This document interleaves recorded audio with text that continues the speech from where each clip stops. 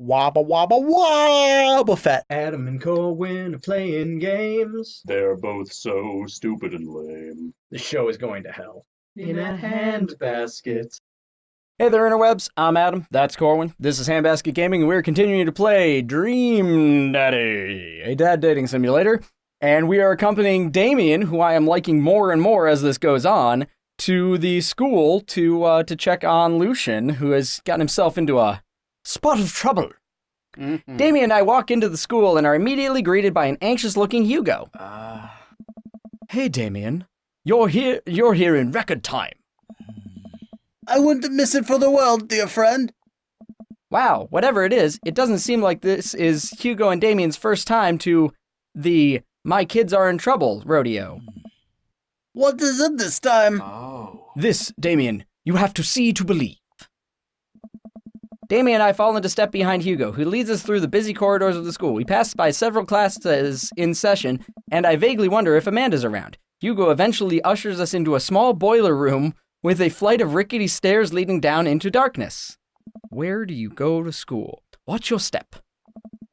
I can hear faint voices drifting up from the basement, and they don't sound happy. As I'm led into the depths of the school, I recall the antics I got into as an angsty middle schooler. At least I had enough sense to stay out of creepy basements. But with a dad like, oh, these two.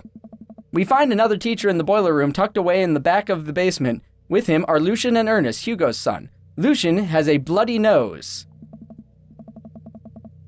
Thanks for coming. Thanks for coming. I can't make heads or tails of this. I look around to the scene of the crime and see a bunch of bricks and some masonry tools scattered. What? What happened here? Ernest punched me. Lucian tried to kill me. Oh my. The room falls silent. What? I was not trying to kill you, dumbass. I was just trying to build a brick wall around you and see what would happen. Duh. Damien, I like you. Your kid's a moron. You promised me there was wine down here. You tricked me. Well, it probably wasn't difficult. You're not that bright. Whoa. Wait a second. Lucian, did you try to cask of Amontillado my Ernest? I'm neither confirming nor denying that. I turned to Damien and whispered to him. Your cock looks great in those pants. What's cast? Oh, come on. Okay, he's not me. It's a classic Edgar Allan Poe short story where a man gets his enemy drunk, lures him down to the cellar where he's promised wine of a fine vintage, and then buries him alive behind a brick wall. It's a lovely story. So wait, Lucian, you tried to do that to him? I was curious how it would turn out. I wasn't actually gonna leave him there. What was the thought process here? That Ernest was just going to sit still while you slowly built a tomb around him? Well, it worked for like 20 minutes because he's an idiot. But then he realized that I had lied to him about the wine. And you were cackling maniacally. That sort of tipped me off. Ernest, 20 minutes? Dad. Whoa. It took you 20 minutes. Son, we were just an entire 2-week unit on the cast of Amontillado, and it took you 20 minutes to realize that Lucian was leading you into an elaborate ruse? Did you even read the story? I read the first 5 pages, and then read a review of the movie. Whoa. It's only 5 pages long, and there is no movie. Haha, yeah, you're right. I paid Lucian to read it for me. Actually, he didn't even pay me. So when you think about it, this was me teaching him a lesson. Damien and Hugo both have their heads in their hands. You guys are always telling me to engage in the literature, and I did it, and I did. I don't see a problem here. All right, I'm filing this under what the hell. Don't do whatever that was again. You two are both suspended for a week. Ernest and Lucian high five. The teacher starts to stomp up the stairs.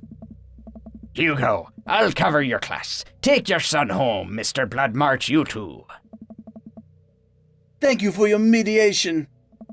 We all head up the stairs and out of the school in tense silence. Lucian, Damien, and I all pile into my car and begin to the drive home. Lucian immediately puts up his hood and stares out the window angrily. I'm not going to therapy again. I know, son, it is entirely up to you whether or not you want to go. That's, yeah. But I care about you, and I can see that you are struggling, so if you do decide that you would like to speak to a professional about your feelings, we can do that too. He's a good dad. Maybe you can spend this next week looking for a summer job, I know how much you want your own car. I can't believe Damien's keeping his cool. I'm impressed. So am I.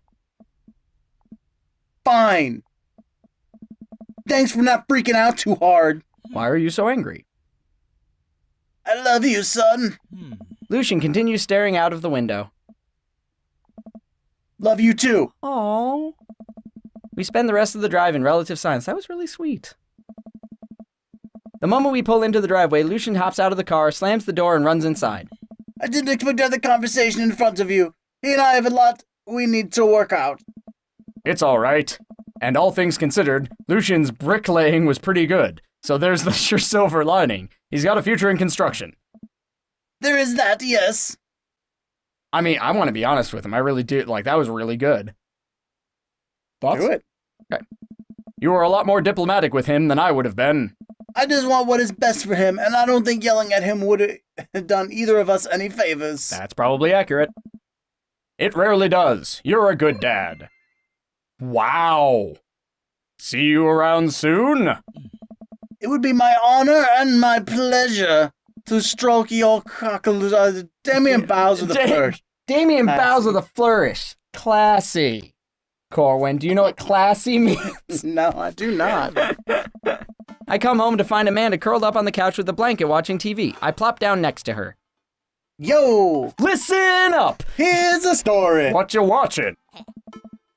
Tiny House Hunting Brothers Extreme Edition. Okay, the hyphen is actually necessary there because I was about to ask, are they brothers who are tiny and hunt for houses, or are they hunting tiny houses? Ugh, I hate this show. The couple on screen bickers back and forth while standing in an extremely small house made out of recycled bottles. The tiny house hunting brothers watch them with bemused expressions, both of their heads touching the low ceiling. I told you I wanted a two-bedroom, two-bath, shabby, chic cottage. This house doesn't even have a bathroom. But honey, the outhouse is only 20 yards away. It's not that bad.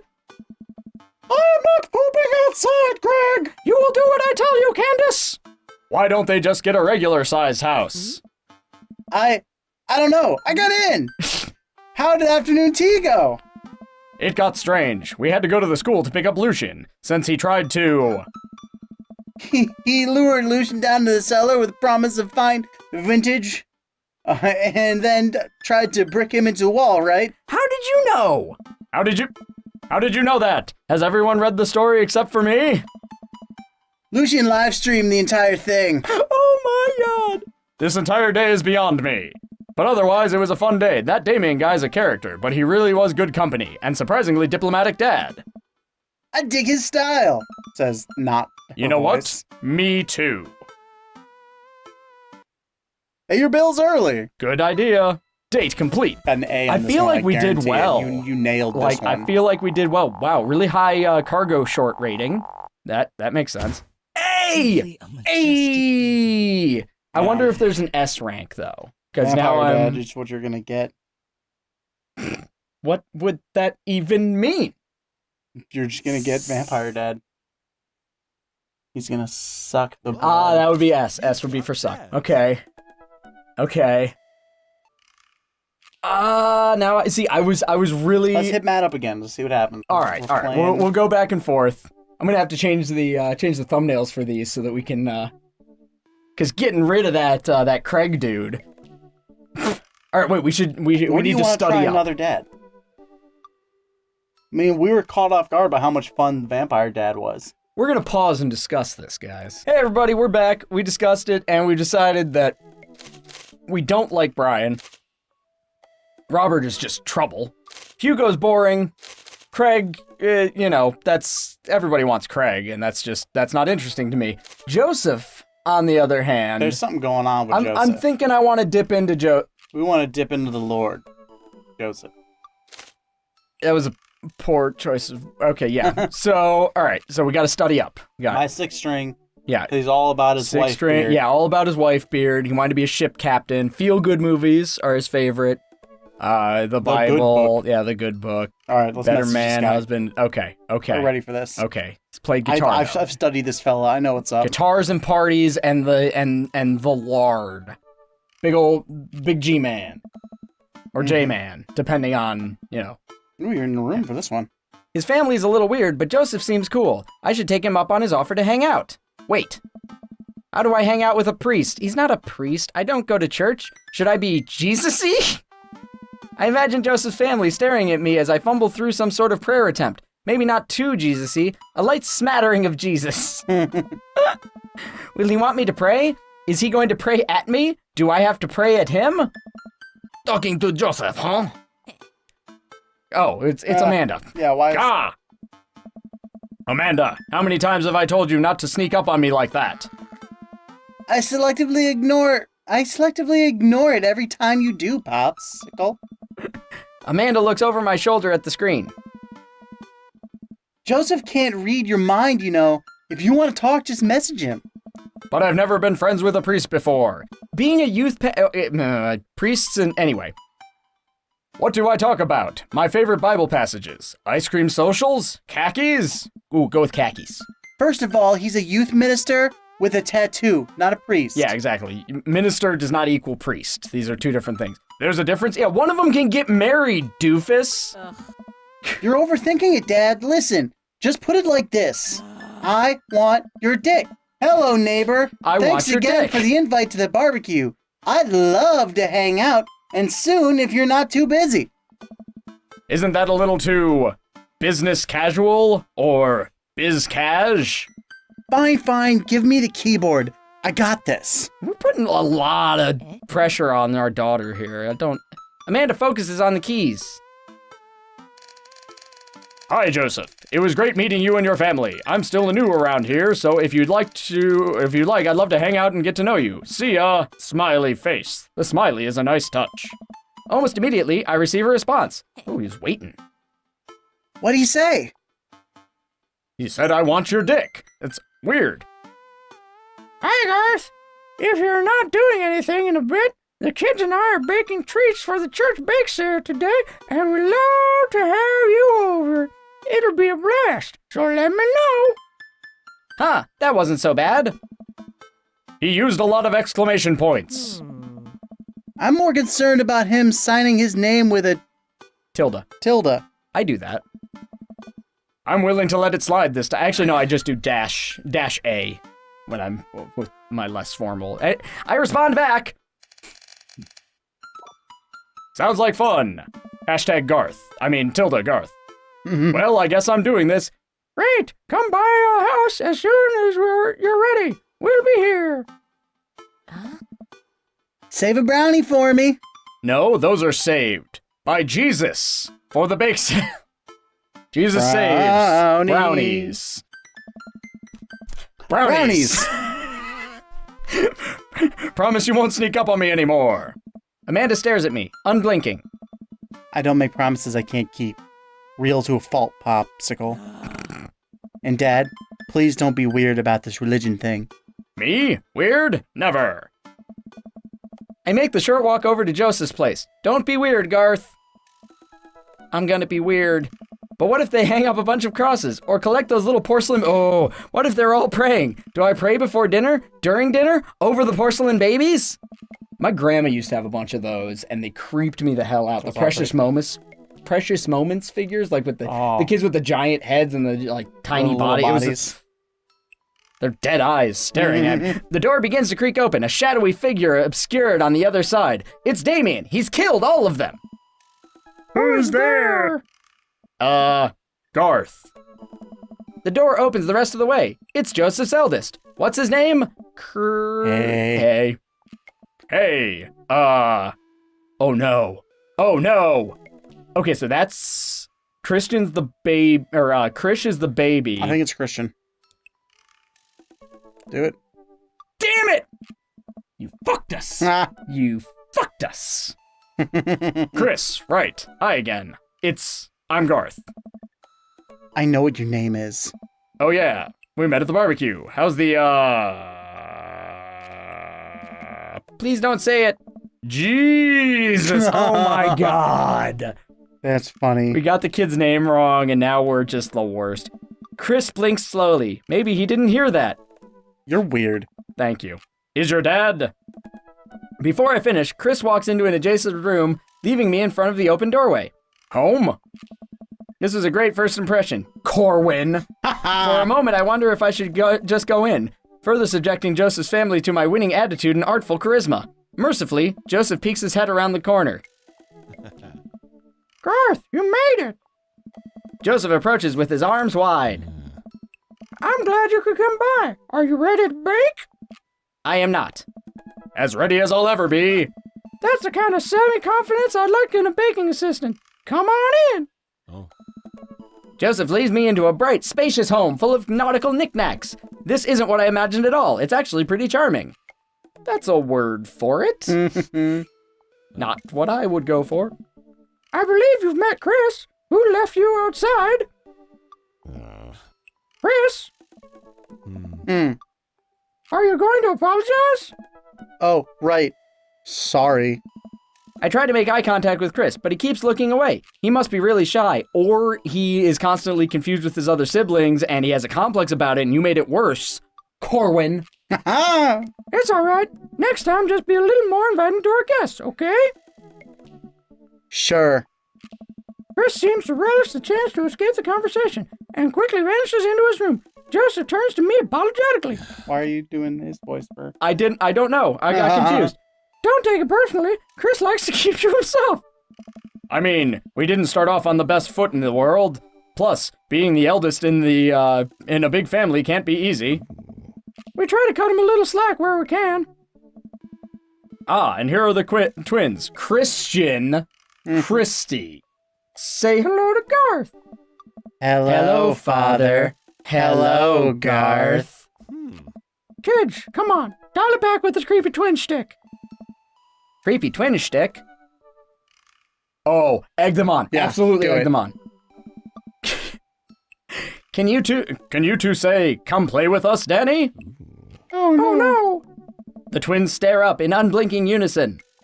Come play with us, Danny. Joseph covers his mouth and looks away, but he's clearly holding back a big laugh. This is it. This is my Dad World Series. Okay, now say, please help us, Mothra. Please help us, Mothra. No. No, I can't take it. Joseph is trying his best not to break in front of his kids. The twins seem to be catching on and look eager to bust their dad. But can we keep it up? Go with something creepy. No, I think obscure. You think? All right, hey, this is you, Dad. Well, yeah, okay, you fucked up the name, so this is my choice now. I've decided. Sure, Go with something sure. obscure. He who walks behind... I don't even know that one. Damn it. Now say, he who walks behind the rose. The twins tilt their heads in confusion. Uh-oh. He who... Oh. He who walks. Damn it. He who shit behind some rose. The room is silent besides Joseph absolutely losing his mind. The last flub really sealed it. Oh! Shit, all right. Children of the... Yes! Okay, that I should have known that reference, but still. Children of the Corn? Really? Is that not mainstream? Is that not... Fuck, man, I'm all over the place. Is that not mainstream? Well, you unfortunately I'm got off all my the game characters right something here. fierce today. Great job, guys. We're scary. I was very scared.